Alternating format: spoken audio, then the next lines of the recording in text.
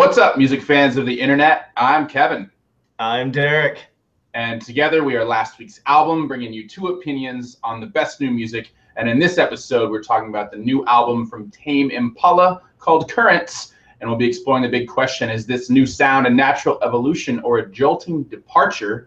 But before we get into all that, we'll kick things off like we always do, drinking a beer. Cheers, Derek, and everyone at home. Cheers, Kevin, everyone at home. And in case you didn't know, Tame Impala is essentially the Australian mastermind Kevin Parker, who writes and records almost every note on their albums. He's joined by a few bandmates while touring, but makes albums almost entirely by himself. And that method has served him well. Tame Impala's debut Inner Speaker and sophomore album Lonerism were both critically acclaimed and well received by fans as well. So this is their third album, and they've gone for a decidedly more electronic sound, I guess you could say. And we'll be exploring that. Kicking off with what it sounds like. Derek, what do you think? Kevin, I think Current sounds like an introspective Yellow Submarine in danger of getting caught in a strong undertow. Nice. Well done, Derek. I think it sounds like Prince, Daft Punk, and Toro y Moi go for a super stoned swim at sundown. I like that alliterative phrase. That's great. That was a hard one to get out, but I managed it. And with that, let's talk about key tracks. I'm going with number 4, Yes, I'm Changing, and number 13, New Person, Same Old Mistakes. What about you, Derek? I'm agreeing with you on Yes, I'm Changing, but my other key track is Reality in Motion, number 11. All right, well, I will kick us off then with Yes, I'm Changing. Swirling synths, punchy drums, really groovy bass is what drew me to the song in particular. Later, there's some snapping hands, pinging synths, moments of falsetto, some faint twinkling synth noodling in the background, and lyrics are about parting ways, moving on, finding another version of yourself. One really good line here, they say people never change, but that's bullshit, they do. And overall, just a really chill, reflective track. A lot of them, you can tell he's really going for broken. This one just sounds really effortless and like he's not trying so hard, and I think it comes off all the better. What did you like about it, Derek? You know, the synths and that groovy bass line definitely drew me to it. The lyrics, well, yeah, that one I really picked up on as well. But one thing I thought here was the synths overall kind of changed sound throughout the song. At the beginning there, it was kind of heavy, darker, plodding bass, guitar, and drums, I thought. And then at the end, kind of glitzier, bubbly keys and hand claps. So just a lot lighter. And so almost musically, it's kind of, you know, as you said, the lyrics are discussing about finding, you know, kind of your new way, a new person, something like that, or leaving the past behind. Here, it's reflected musically, you know, taking on this lighter texture at the end, almost like a burden has been lifted. And I just thought, you know, this is a great example of how he blends, you know, kind of the storyline in some of these tracks into, you know, very specific kind of musical moments. Just how that all tied together, I really liked. And without missing a beat, we're going to go talk about track number 11, Reality in Motion. Again, hazy synth blast here, thumping bass guitar, tight drum beat, distant sounding vocals. There's kind of some groaning electric guitars toward the end. It was more sparse instrumentally in the second and third verses, which I thought really kind of highlighted the layering of the synths that were kind of before there. Really, this was, I guess, from one song, this kind of sounded the most like earlier Tame Impala stuff. But at the same time, you know, I thought there was still enough kind of newness, just the way he was bringing it together. The bridge was great. And this one's talking about, you know, seizing opportunities that are, you know, truly once in a lifetime, you know, no saying maybe next time. Great lyric. He says, I just need to breathe out. Decisions are approaching, reality in motion. So just really dug it, really kind of great track towards the end of the album. Without further ado, though, Kevin, I believe you're going to tell us about the last track on the album. Yeah, this one actually surprised me. I was expecting more of a mellow closer, and I like it because it's not. It's called New Person, Same Old Mistakes. And here, Kevin Parker takes what I think are backing vocals and just really layers them in synth effects. One of his favorite tricks, he said in interviews, is to take an instrument and make it sound like something completely different to keep you guessing. And I think what he's done here is, like I said, taken backing vocals and made them sound like synths. It's really hard to tell and pick up on.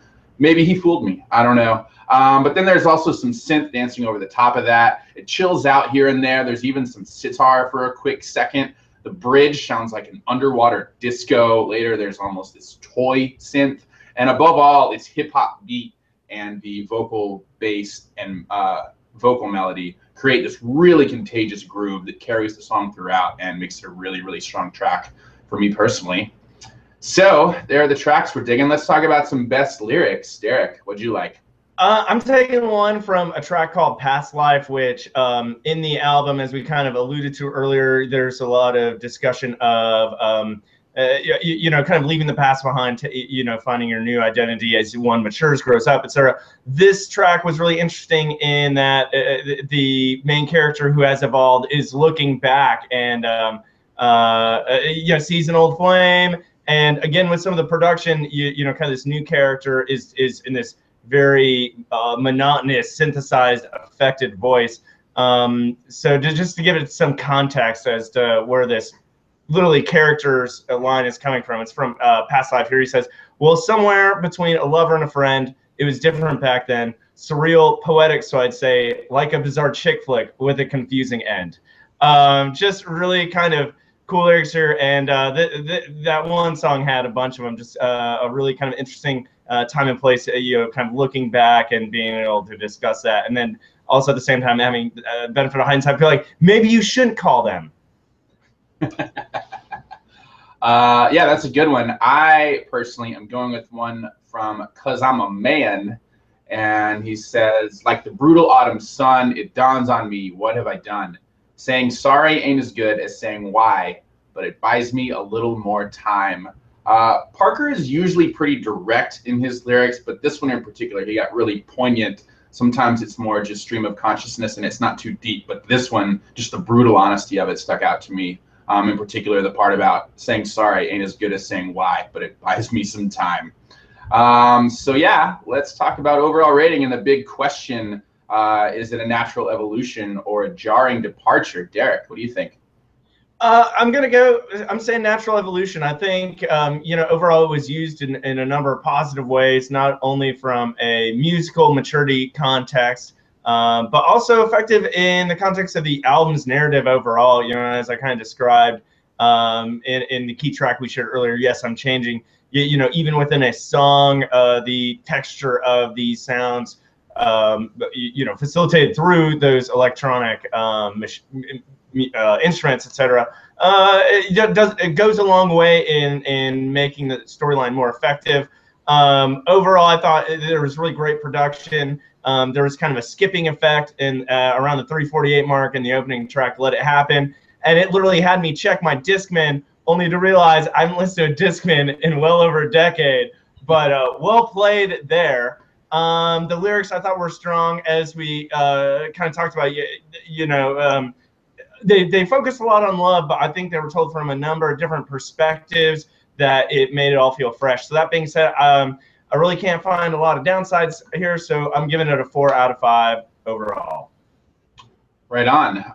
We will mostly agree then. I too think it is a natural evolution. I think you can hear a lot of the electronic and dance undercurrents in his previous work, particularly like the redundantness of Elephant and the smooth falsetto of Feels Like We Only Go Backwards. Everyone's sort of talking about this new electronic sound like it's coming out of left field, and it's really not. If you go back and listen to the past 2 albums, I don't get why everyone's all up in arms about it. And I think it sounds like a smooth transition. What else was he gonna do? Make the same psych rock record again?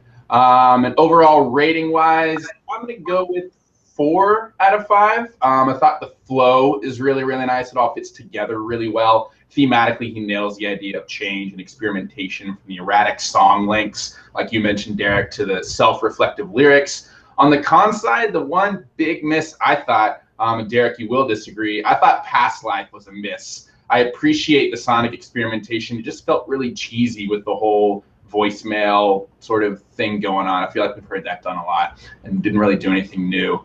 And yeah, it vibes so well you can kind of get lost in it, but I think that's kind of the point, especially with trance and electronic and dance music. You want to get in that groove and kind of forget you're listening to an album. So it does a really good job of that. So there you have it, a 4 out of 5 from both Derek and myself. That's an 8 out of 10. You should definitely check out Currents by Tame Impala. Let us know what you guys think. Do not forget to subscribe to us here at Last Week's Album, where we're bringing you 2 opinions on the best new music. And until next time, we'll see you guys. I'm Kevin. I'm Derek.